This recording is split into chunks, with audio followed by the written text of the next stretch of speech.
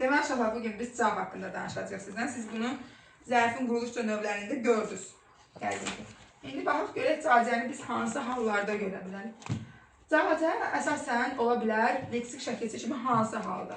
Ya zərf düzəldən leksik şəkil seçimi görəcəm, ya da isim kimi görəcəm. Zərf düzəldəndə əsasən dil məzmunu bildirən sözlər də özünü göstərir. Məsələn, deyirəm ki, Türkcə.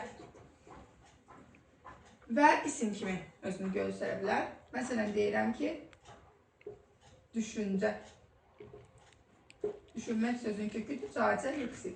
Sonra biz bunu görə bilərik qoşma kimi. Yaxşı, qoşma kimi gördüyümüz zaman necə fərqləndirək? Əgər sən qədər, görə və ilə sözləri ilə cavacəni əvəz edə bilirsənsə, bu zaman burada cavacə olacaq qoşma.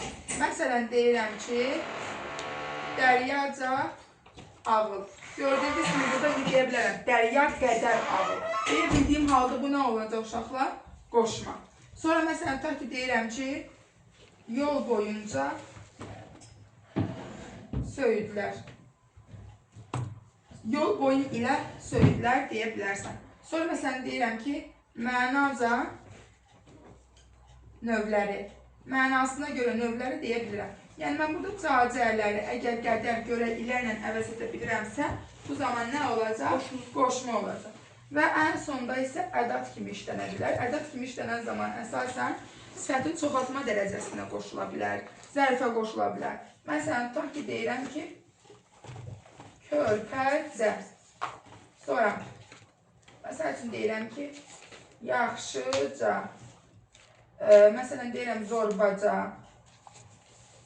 Bunları bir-birindən ayırmağı bacarın. Yəni, köməkçi hissəsi kimi görürsünüz, hər ikisində cavacə var. Ən asan yolu qədər görə ilə ilə əvəz edə bilirəmsə, qoşma, əvəz edə bilmirəmsə, artıq digərlərinə baxacam. Leksik şəkil seçimi o halda olur ki, ya zərf düzəldir, ya isim düzəldir. Zərf düzəldəndə daha çox dil məzmunlu sözlər düzəldir. İsim kimi düşüncə, əyləncə və s. deyə bilərəm. Ədat kimi isə əsasən sifətlərə, zərflərə qoşula bilər. Bunu yadınızda saxlayın.